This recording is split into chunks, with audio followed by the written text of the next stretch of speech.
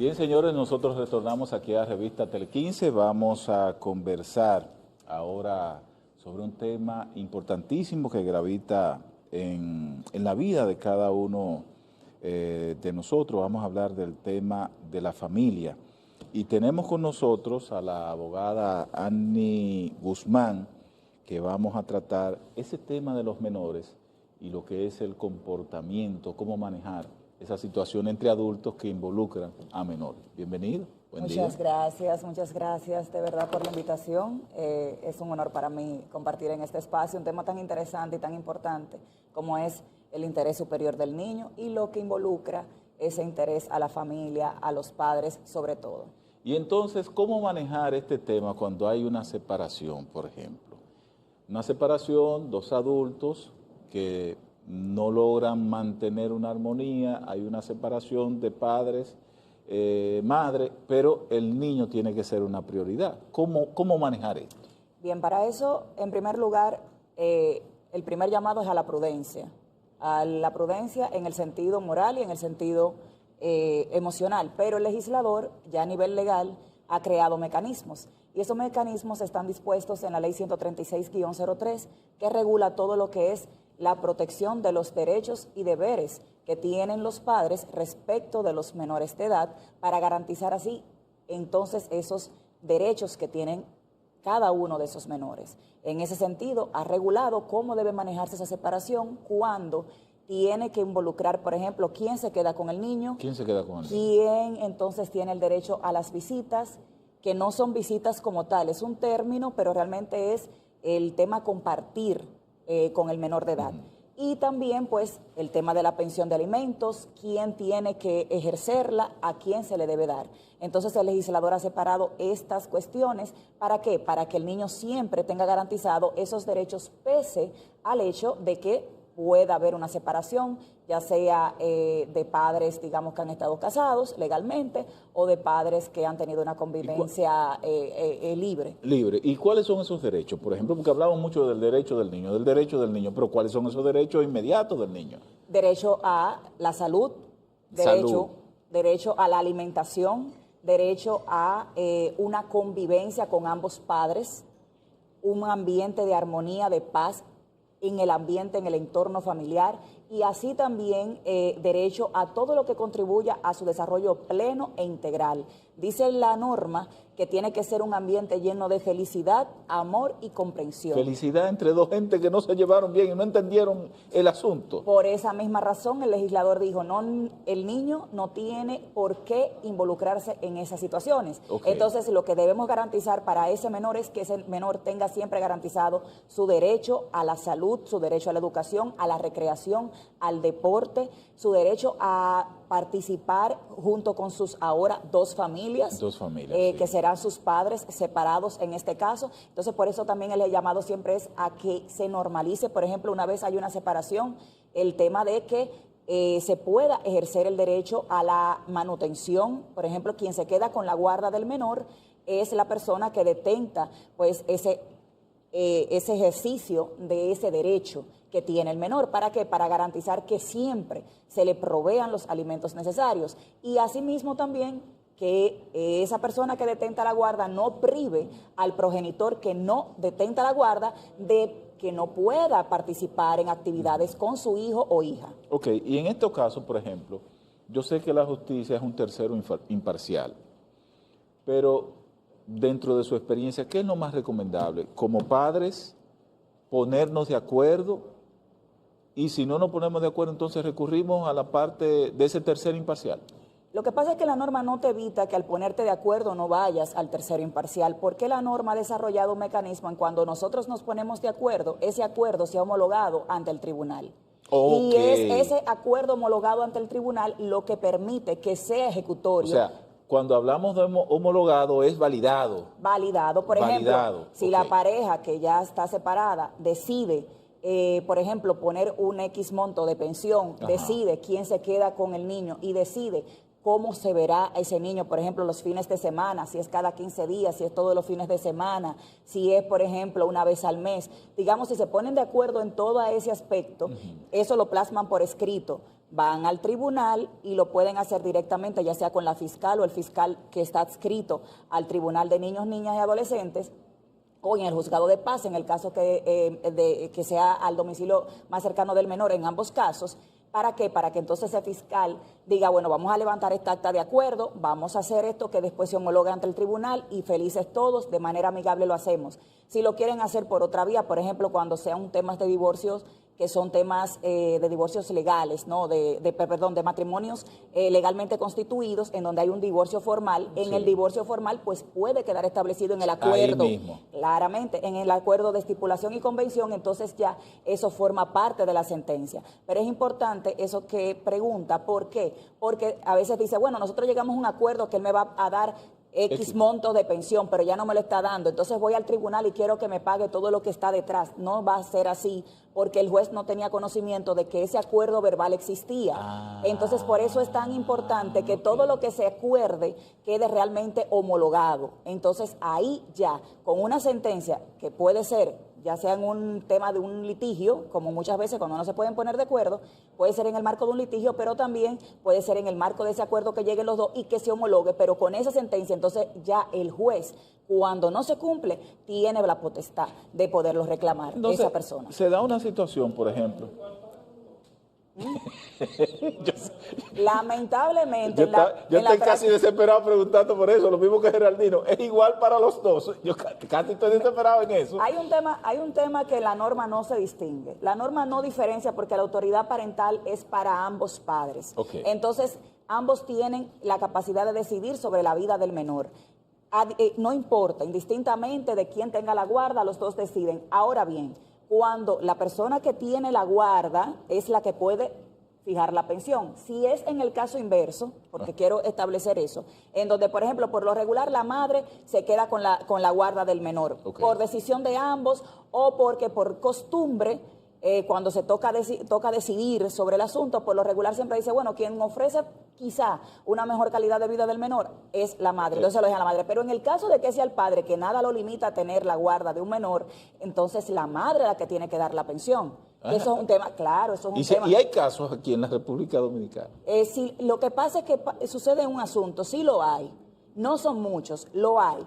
La situación es la siguiente, que cuando a un papá le toca reclamar ese derecho, por lo regular no quiere o por lo regular se agota en el procedimiento. La mujer es más insistente. Entonces, ¿por qué? Porque la mujer, por ejemplo, va al juzgado de paz y dice, yo necesito que se le imponga una pensión, y hace todo el procedimiento. Por lo regular, y eso es un tema que, por ejemplo, se ve a diario, el padre va y dice, bueno, pues mejor que no me dé nada, yo lo mantengo. Muchas madres hacen lo Buscando mismo. Paz.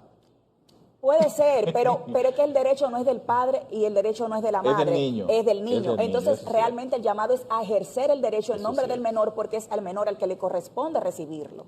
Y hay que garantizarle ese derecho. Y hay que garantizar ese derecho, lógicamente, pero las personas dicen, yo no quiero problemas, eso es un litigio muy amplio. No, se pueden poner de acuerdo. Vamos a hacer un llamado a las personas para que entiendan que no es que porque usted reclame un derecho, usted está cometiendo quizá un acto impropio o una conducta que pudiera ser un llamado contrario a la paz social. Eso no es así. Y en el caso, por ejemplo, de que cuando ya se formaliza esa separación, hay, un acuerdo, hay una distribución de esas tareas con ese niño que queda en el centro, vamos a decirlo de esta manera. Entonces, mamá lo lleva al colegio, por ejemplo. Papá lo pasa a buscar en la tarde. ¿Se puede dar esas situaciones? Claramente, si se ponen de acuerdo en cuanto a eso, sí. ¿Por qué? Porque todo va a depender.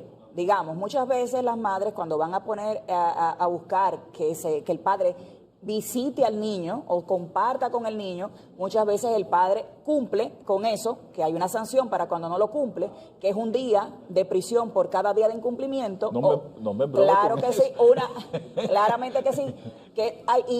Eso es un tema que, por ejemplo, muchas madres ejercen, otras no lo ejercen. Pero si, por ejemplo, se ponen de acuerdo, tú llevas al niño, como tienes la guarda, tú llevas al niño al colegio, yo que salgo temprano del trabajo, nada lo impide. Nada lo impide. Ahora bien, sí sería bueno que si no están en buenos términos, pues en ese sentido sí ahí sí haya más bien como un conversatorio, porque el régimen de visitas por lo regular regula que cuando te toca buscar al niño en su casa y devolverlo a su casa ya es fin de semana. Pero situaciones que se dan, por ejemplo, entre dos personas que se han separado y cohíben a ese niño de esa parte afectiva de una de las partes, por como que le esconden, como si fuese un objeto. No, tú no vas a ver a tu papá por tal situación, o a tu papá yo lo cohíbo, o a tu mamá yo lo cohíbo de que te vea por tal, dos situaciones de adultos. Ese asunto. Esa es la parte que vuelve fundamental el hecho de reclamar el derecho, valga la redundancia, a la guarda y al régimen de visitas, porque una vez el juez impone, ya sea por un acuerdo homologado o ya sea por una sentencia que se da en el marco de un proceso litigioso en donde se establece cuáles son los días en que ese padre tiene derecho a visitar a ese niño y esa madre se sustrae de cumplir con esa obligación, la prisión también va para ella. La prisión también va para ella porque no puede, por cada día de incumplimiento, de impedirle que ese menor comparta en los términos que fueron establecidos en esa sentencia al papá, también conlleva una pena de prisión. Y eso implica para ambas partes, por ejemplo, el no utilizar un lenguaje descompuesto ante el hijo de su padre o de su madre. Sabe que eso es un tema más bien de educación, que sí se puede argumentar, mas no hay una sanción como tal. Lo que sí se prevé es que la madre o el padre tiene que mantener un comportamiento que llene al menor de armonía. Exacto. Y que contribuya a su pleno desarrollo en todas las áreas. Yo pregunto por el tema de la armonía. Exactamente. Entonces, considerando esa situación, ya ese tema de que, por ejemplo, le hablen mal del papá y todo lo demás constituye también un incumplimiento en cuanto a salvaguardar el derecho del menor a tener un ambiente de un entorno familiar y social de estabilidad en todo el sentido de la palabra. Bueno, yo lo preguntaba por el tema de la armonía, que se supone que papá y mamá deben cuidar de ese menor, de ese niño, de esa niña. Y entonces aquí se me ocurre preguntar, por ejemplo, el niño tiene que viajar por una razón de paseo o va a viajar por un tema de que papá o mamá no está aquí. ¿Cómo se hace este trámite? ¿Cómo los padres deciden esto? ¿Es necesario dar una autorización? ¿Es todo eso necesario legalmente? Sí, claro que sí. Desde luego, desde que un menor va a salir del país, si no va en compañía de ambos padres, el padre que no va con ese menor debe dar su autorización.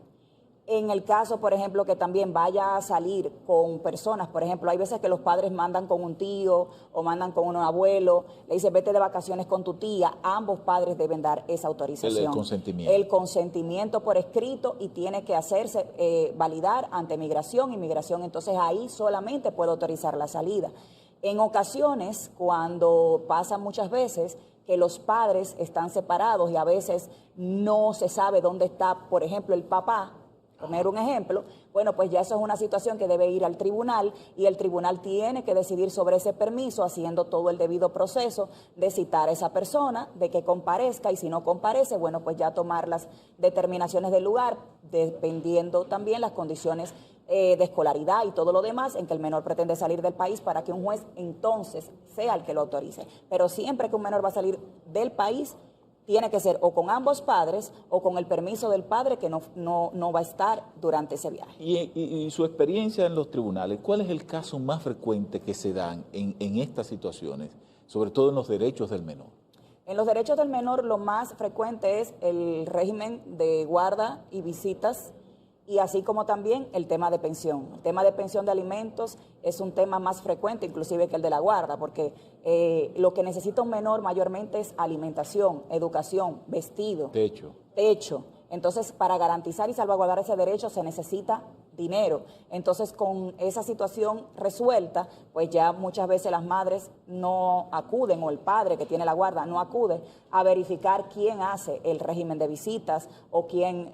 ¿Por qué? Porque lo más importante para el desarrollo integral de un niño, además de convivir con sus padres, es la alimentación. Doctora, ¿alguna recomendación final sobre el tema, algún consejo a padres que estén en esta situación o que ya la han materializado para manejar la situación?